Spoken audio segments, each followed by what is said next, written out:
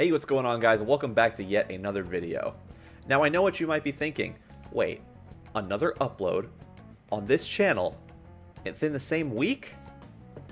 Crazy. Nah, but seriously, guys, welcome back to the second part of my series on how I went 0-2 in the Players Cup. To give a bit of a TLDR, I played in the first annual Pokemon VGC Players Cup and did not win a single round. But to give you guys a TLDR on what happened last episode, I played in winners round 1 of this tournament, and this happened. Son of a bitch! Anyway, so I explained everything that had to be explained, gave the little intro stuff in the last episode, so I highly encourage you guys to check out that video. I'll leave a link to it or something somewhere. But for now, I won't waste your time with any more silly intro shenanigans, so let's get into my second and final round, starting and ending in Losers Round 1. So for Losers Round 1, I was paired up against a player known as Saruman, a player I'm not super familiar with, but I have definitely seen his name before.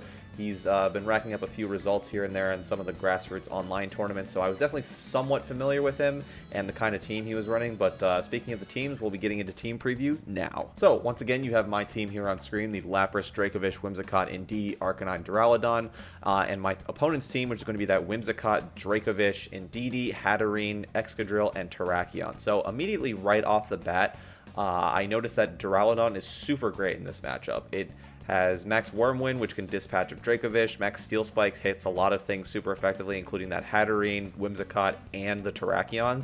And Duraludon is just an amazing option if he decides he wants to go for that Indeedee Hat mode. But I didn't think he was going to go for that, considering he knew I had Duraludon. So that definitely makes you not want to bring Indeedee, or at least Hatterene, in this situation. But I think regardless, my best lead in this situation, and just one of the best Pokemon to bring in this matchup overall, was Duraludon. Of course, in the face of that Excadrill, I did need to be careful with my Duraludon, and you'll see in one of the later games exactly how leading Excadrill and Duraludon works out for me in the end. But I knew Whimsicott Duraludon was going to be a very fantastic lead against this team. Some notable things to point out here. So he has the Terracotta combination, so he does have Beat Up plus Justified on his Terrakion, which is not something I'm super scared of, considering Duraludon's calculations after a Max Steel Spike are pretty favorable in living any hit that Terrakion wants to go for, even if it's a +4. Also, his Dracovish was choice banned. It was actually not... No, wait. It wasn't choiced at all. It was...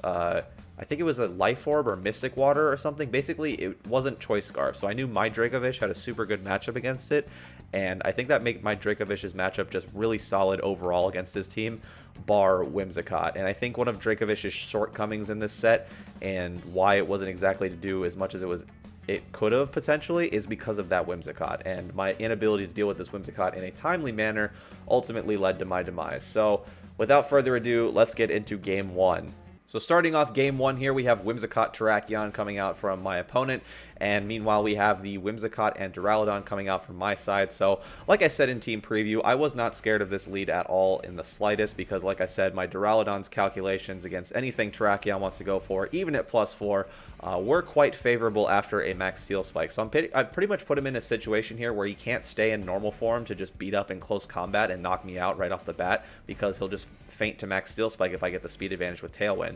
And if he goes for Tailwind, he doesn't get any sort of attack buff on his Terrakion, so he's going to basically just be max knuckling into my Duraludon and activating my weakness policy. Though, actually looking back on it, his plays do make a lot of sense. Because he knows that I do have weakness policy, and he must have known that his calculations in terms of knocking me out were not very favorable, so he didn't want to risk just activating my weakness policy at all, because I don't even think Duraludon's weakness policy gets activated in this set until like the very last game. So he definitely played really well around that. But like I said, I can just go for Tailwind here, get a Max Steel Spike into the Terrakion, raising both of my Pokemon's defenses. Makes Duraludon a really good Pokemon to have in this situation. He's just going to go for Beat Up here, trying to find more words to stall out this very, very long animation. Just getting all the Beat Ups into that Terrakion, getting Terrakion all the way up to +4. And he's going to go for Max Rockfall here into the Whimsicott. Whimsicott obviously not going to be able to take that, going to go down. Going to be setting up the Sandstorm, which actually comes into play later on in the set. Not so much in this game, because I already got so much damage off on Terrakion, but definitely later on in the set where that adaptation actually becomes really critical. Once he decides to do this turn 1 a little bit differently. So now pretty much I'm in a position where I can bring in Dracovish, and Dracovish easily threatens a KO on Terrakion. And if Whimsicott decides not to do anything this turn, like getting up Tailwind, for instance, which he does, and just doesn't protect Terrakion. Like, Dracovish just gets a free KO. But even if Whimsicott does set up Tailwind, with my Choice Scarf with Dracovish, I'm still able to outspeed Terrakion. So even though he has the Tailwind up this turn, Dracovish is still able to threaten the KO on that Terrakion easily from this range. And since Whimsicott didn't go for any type of offensive move there, it just pretty much leaves it bait for Max Steel Spike. So he's forced to bring in his own Dracovish here. And like I said, his Dracovish is not Choice Scarf, so he has no way of contending with my Dracovish. So I'm freely able to get a Vicious Rend off into this Terrakion.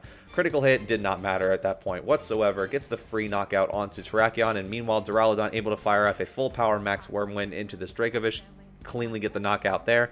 And at this point, I'm in a very dominant position here. I have 3 Pokemon left, basically at full health. Meanwhile, all he has is this Lonely Hatterene, no Trick Room to speak of, no type of speed advantage, no type of Pokemon advantage whatsoever, and pretty much, like, this just allows me to just fire off 2 attacks into this thing and easily claim a knockout. So I'm feeling pretty good after this game 1. I think I have my game plan pretty solidly solidified, but you might be thinking to yourself, Eric, how could you have possibly thrown from here? How could you have possibly found a way to toss this set in the garbage?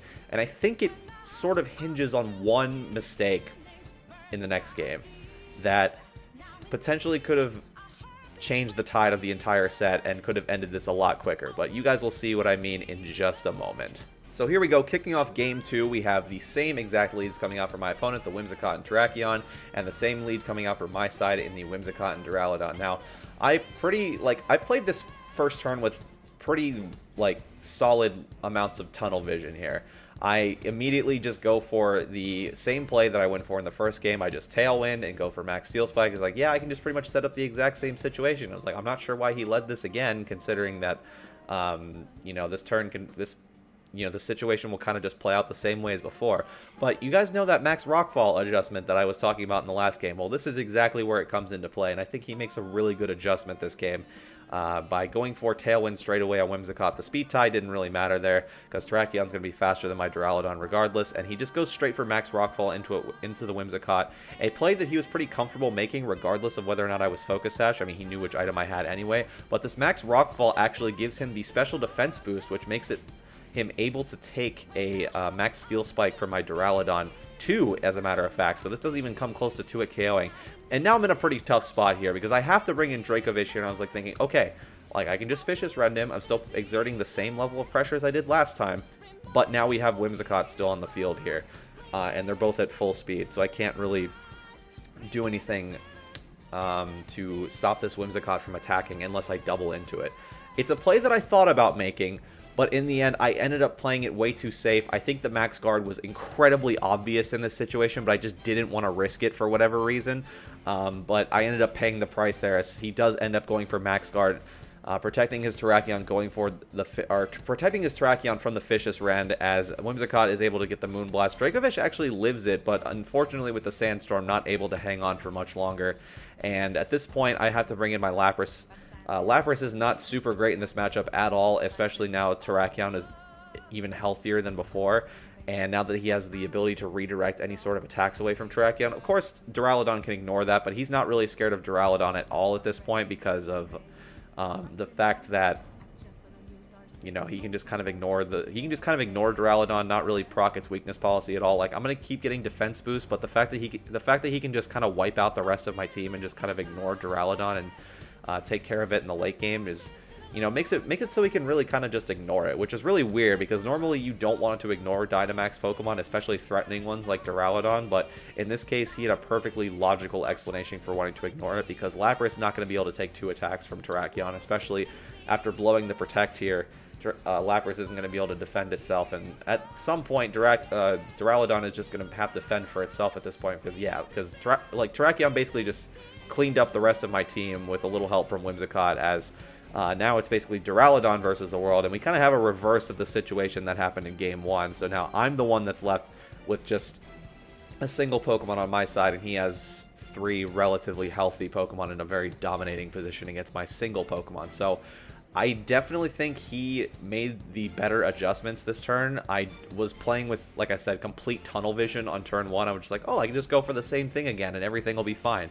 But I was sadly mistaken, and I think this game was very much still winnable if I had made that double into the Whimsicott. I think if I had just made that play, I think I would have just won the game straight up, because I would have been able to force a very similar situation to game 1, and I don't think there's really much you could have done at that point. So we got one more game to go, and yeah, let's see how it all turns out. So we're finally going to see an adjustment, and it is going to be on my opponent's side this time, as he is finally going to be bringing out that Excadrill. Now, I, again, played this last game, and the last 2 games pretty much, with complete and utter tunnel vision.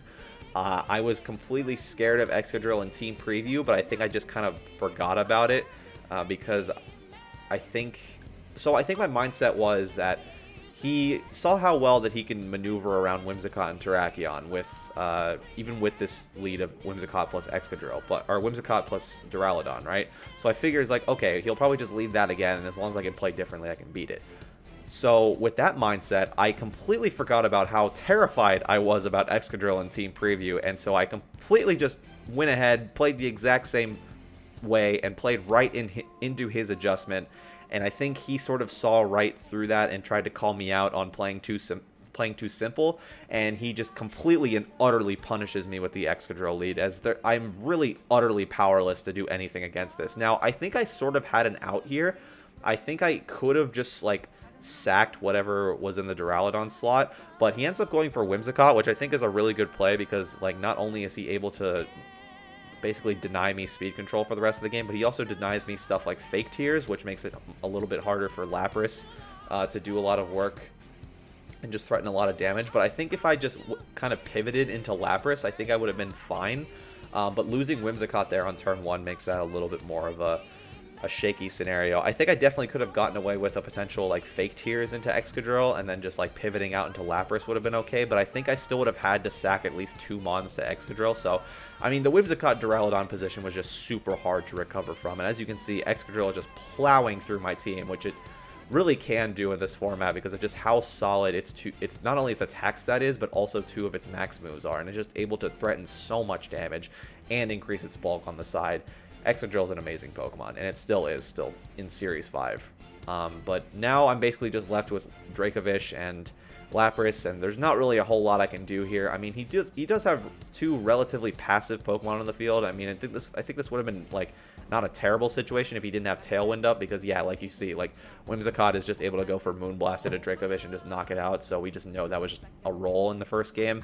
It doesn't end up mattering either way, because either time it was able to just get the one-hit knockout on Dracovish. So yeah, I completely just got stomped this game. Like, there's really no better way to put it, and I think so. Guys, that concludes my run in the 2020 Players Cup. Now, even though both of those games were really sort of hard to sit through again, I think this was actually a pretty valuable learning experience. I mean, the fact that I was able to look through both games and identify very glaring issues in my game plan and how I could have potentially played them better was, I think, really helpful for me just to sort of grow and learn from my experiences as a player. And I really encourage everybody out there to go over your VODs and go over your past games and analyze mistakes wherever you can.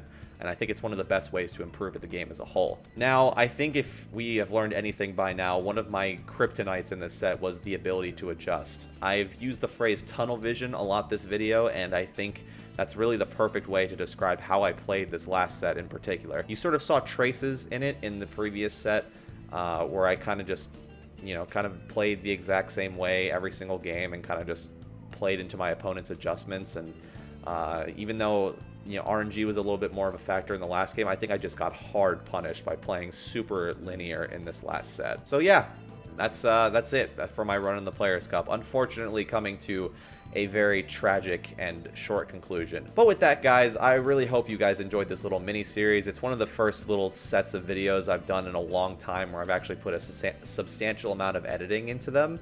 So I really hope you guys enjoy them. But with that, guys, let me know what you want to see next on the channel in the comments below. I'm not really sure exactly what direction I want to take this channel in. I mean, I have some more Pokemon stuff I could do, but I'm always open to suggestions. So if you have any, please leave them down in the comments below. But if you guys enjoyed the video, as always, make sure to leave a like and subscribe to the channel if you guys want to see more of my stuff. And with all that being said, I will see you guys in the next one.